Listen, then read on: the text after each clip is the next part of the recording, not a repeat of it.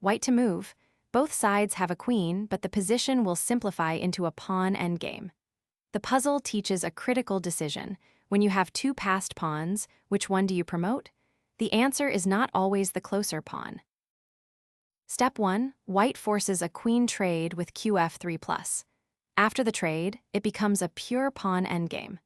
Black has a d-pawn and an e-pawn, both can promote, but only one of them safely reaches the 8th rank. Choose the pawn your king can escort. The d-pawn is closer to promotion, only 3 moves away. But black's king on f5 cannot defend it from the white king. The e-pawn is further from promotion, but the king sits right next to it. The supported pawn promotes, the unsupported one gets caught. qf3 with check. White offers a queen trade. Black is forced to take.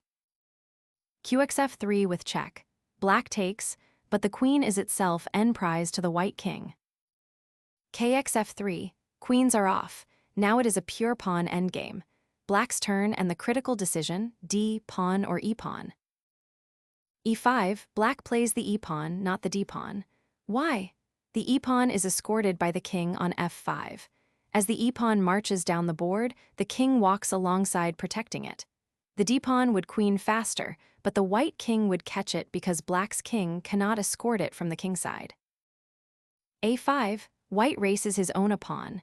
Both sides push for promotion, but the e-pawn has its king's escort, the pawn does not. e4 with check. The pawn pushes and gives check, gaining tempo. White must move the king. Key 2. White king flees the check. The e-pawn marches on, supported by black's king. Black wins by promoting the e-pawn while the white king is unable to stop both passers. When you have multiple passed pawns, count to promotion and check whether your king can support each pawn. Closer to promotion does not always win. The pawn that your king can escort to the 8th rank is the one that promotes. A faster pawn without support is just bait for the enemy king.